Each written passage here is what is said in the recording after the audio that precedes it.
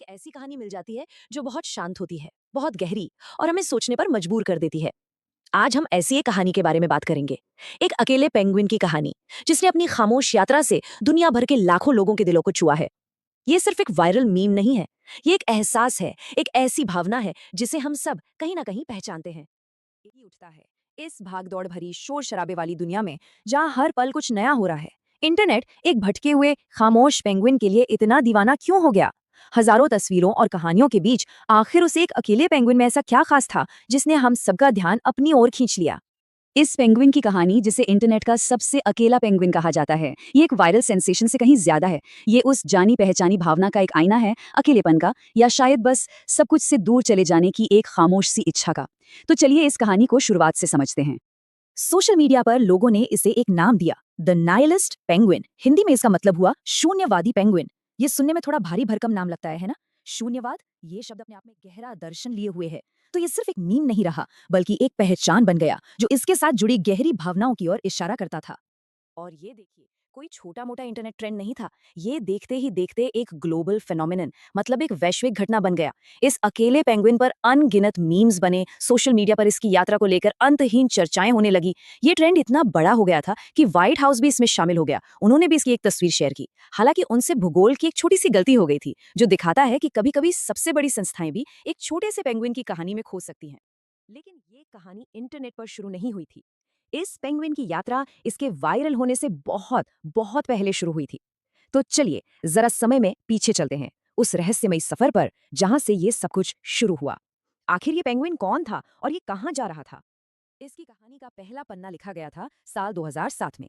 Encounters at the end of the world नाम की एक डॉक्यूमेंट्री के लिए एक फिल्म मेकर ने इस अकेले पेंगुइन को अपने कैमरे में कैद किया, और फिर सब शांत हो गया। लगभग 2 दशक तक ये फुटेज दुनिया की नजरों से दूर रहा। और फिर अचानक हाल ही में वही शांत सा सीन इंटरनेट पर एक तूफान की तरह फैल गया, और ये पेंगुइन एक अनचाही सनसनी बन गया। जरा सोचिए, अंटार्कटिका की सफेद अंतहीन चादर, जहां तक नजर जाए बस बर्फ और खामोशी। वहां पेंगुइन्स का एक झुंड समंदर की ओर जा रहा है, जहां उनका जीवन है, भोजन है। लेकिन तभी एक पेंगुइन, बस एक, उस झुंड से अलग हो जाता है।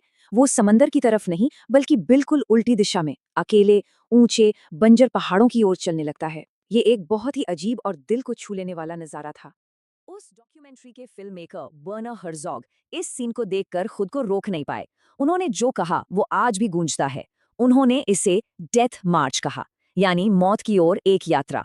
इन शब्दों में कोई साइंटिफिक एनालिसिस नहीं था, बस एक गहरा दुख और एक अजीब सा एहसास था कि वो कुछ ऐसा देख रहे हैं जिसे समझा नहीं जा सकता। तो अब सवाल ये नहीं है कि पेंगुइन कहाँ जा रहा था। असली सवाल ये है कि दशकों बाद उसकी ये शांत अकेली यात्रा आज के समय में हम सबके दिलों में इतनी गहराई से क्यों उतर गई? कैसे एक जानवर का ये अजीब सा बर्ताव हमारे अपने जीवन की सबसे बड़ी चुनौतियों में से एक, यानी बर्नआउट का प्रतीक बन गया?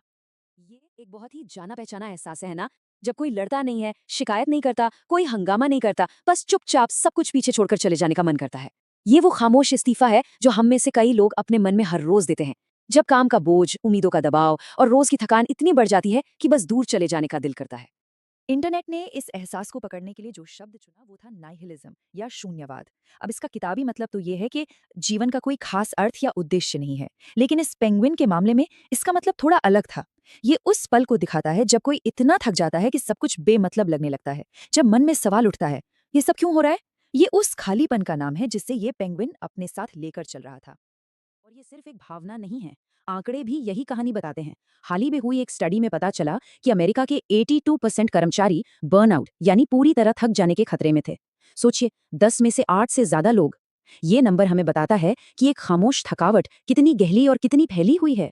ये कोई पर्सनल प्रॉब्लम नहीं, बल्कि एक कलेक्टिव एक्सपीरियंस है। और ये सिर्फ अमेरिका तक ही सीमित नहीं है। पूरी दुनिया में 1 अरब से भी ज्यादा लोग चिंता और अवसाद जैसी मानसिक चुनौतियों के साथ जी रहे हैं। ये सिर्फ आंकड़े नहीं हैं, ये हमारे दोस्त हैं, हमारे परिवार के लोग हैं, हमारे साथ काम करने वाले हैं, और शायद हम खुद हैं।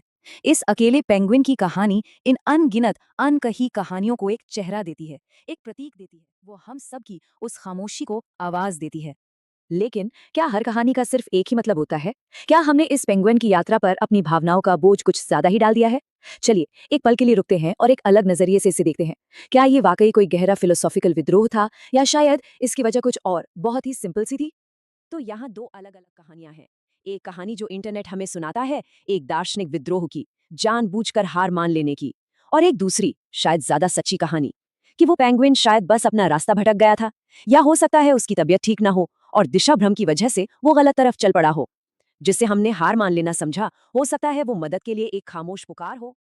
तो चाहे ये पेंगुइन एक प्रतीक हो या बस एक भटका हुआ जीव, इसकी कहानी हमें एक और रास्ते पर ले जा सकती है। एक ऐसा रास्ता जो पहाड़ों की तरफ नहीं बल्कि वापसी की ओर जाता है।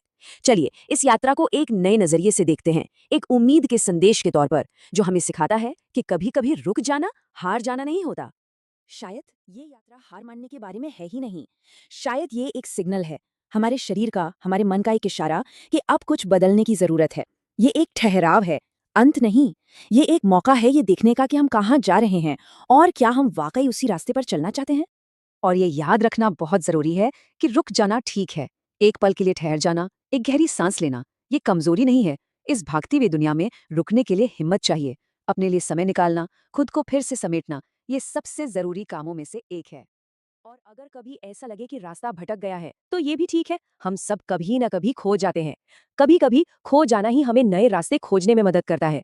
ये यात्रा का अंत नहीं, बल्कि एक अनपेक्षित मोड़ हो सकता है जो हमें किसी बेहतर जगह पे ले जाए।